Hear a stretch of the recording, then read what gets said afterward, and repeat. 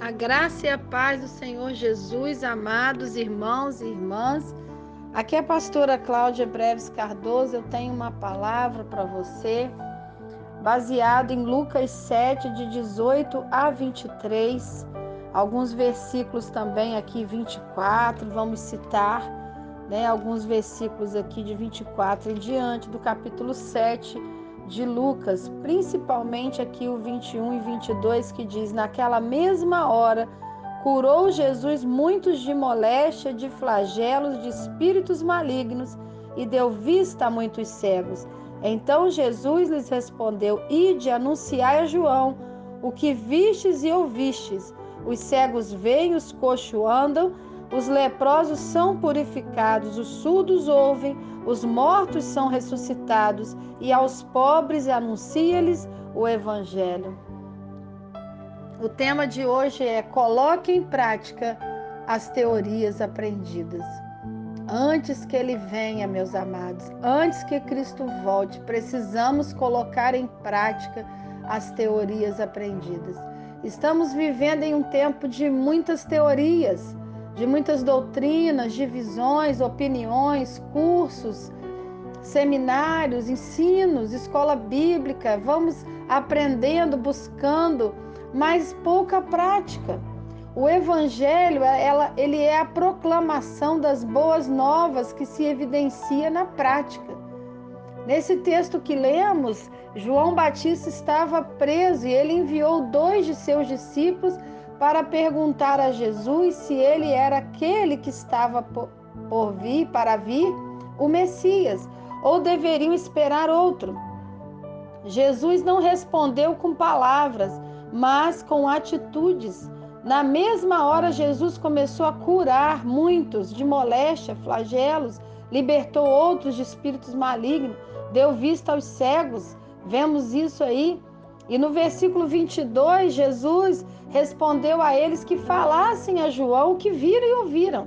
Os cegos estão vendo, os coxos estão andando, os leprosos foram purificados, os surdos já estão ouvindo, os mortos são ressuscitados, e aos pobres sendo anunciado o Evangelho.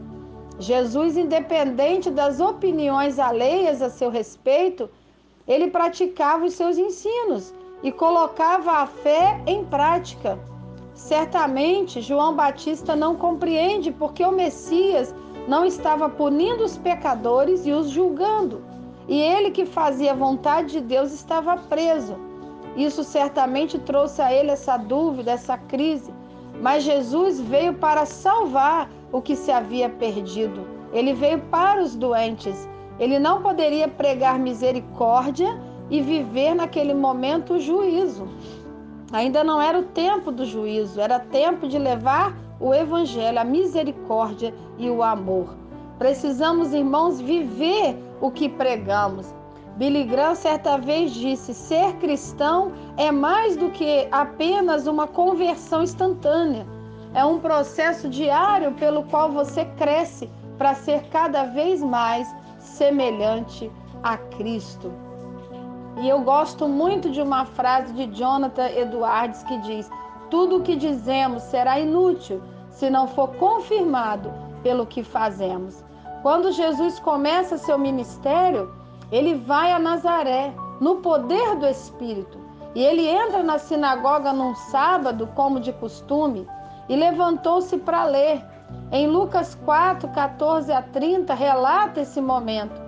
E dos versos 17 a 19, nos diz que ele leu Isaías 61, 1 e 2, que o Espírito de Deus está sobre mim, ele me ungiu para pregar boas novas aos quebrantados, curar os quebrantados de coração, libertar os cativos e abrir a prisão aos aprisionados.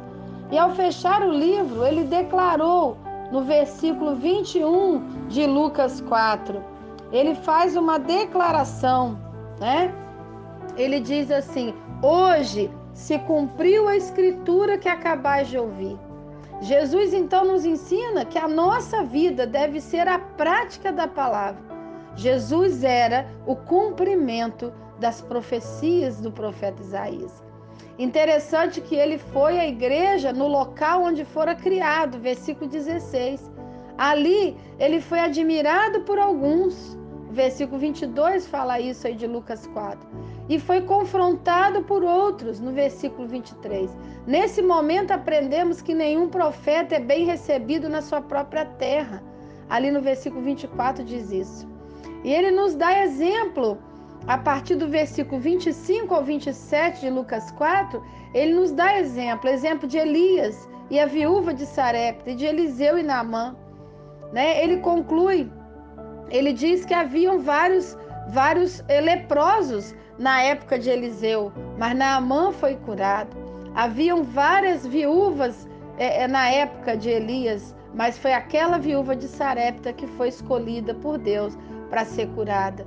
Dos versículos 28 a 30, ele conclui falando da ira que as suas palavras levantaram e como ele escapou. Deus nos livra dos homens maus quando a nossa missão precisa continuar.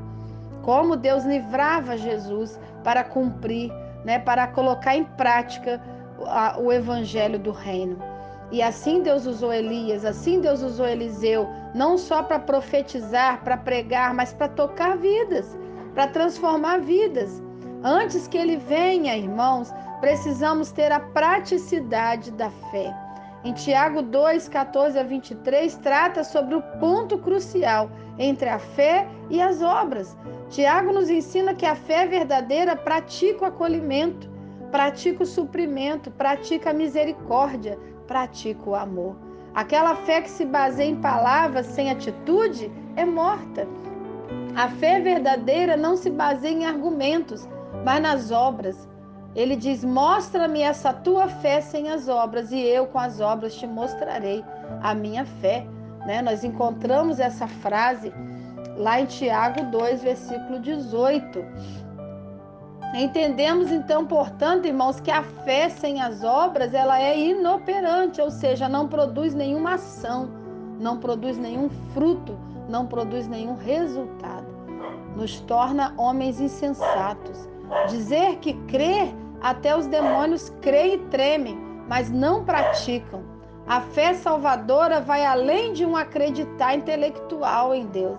Exige uma confiança nele, pessoal, obediência aos ensinos, submissão à sua vontade e prática dos seus mandamentos.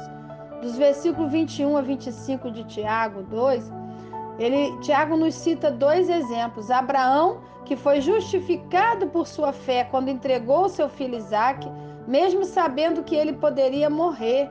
Vemos isso em Gênesis 22, de 9 a 10. Porque lá em Hebreus 11, 17, diz que ele entregou o filho, sabendo e crendo que Deus era poderoso para ressuscitar Isaque. E por isso Deus poupou aquele filho. Em João 8,39, Jesus declara sobre a verdade que liberta. Ele diz, se sois filhos de Abraão, praticai as obras de Abraão. Ou seja, coloque a sua fé em ação. Você crê em Deus, mas aonde está a sua prática da fé? Comece a colocar a sua fé em prática. Deus está mais interessado numa geração que pratica a fé, uma geração espiritual, uma descendência espiritual, do que numa linhagem física. Não adiantava dizer somos filhos de Abraão e não colocar a fé em prática como Abraão colocou.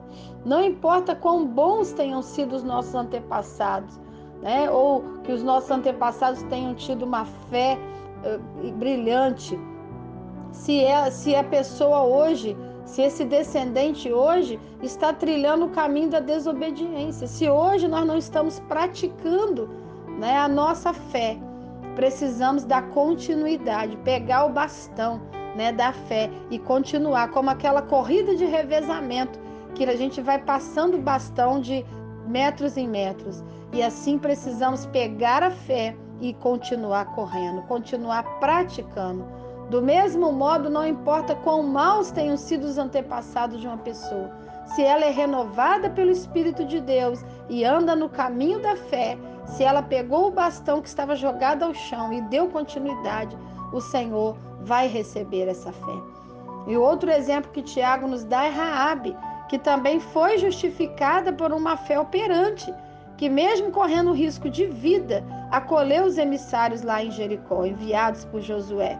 livrando assim na tomada de Jericó a sua vida, a sua família e a sua alma. Por isso, tornai-vos, pois, irmãos, praticantes da palavra e não somente ouvintes, enganando-vos a vós mesmos. Tiago 1:22. E em Tiago 1:23-27, Tiago ainda nos ensina que quem ouve a palavra e não pratica é como alguém que vê seu rosto no espelho e, ao se retirar, se esquece da sua aparência.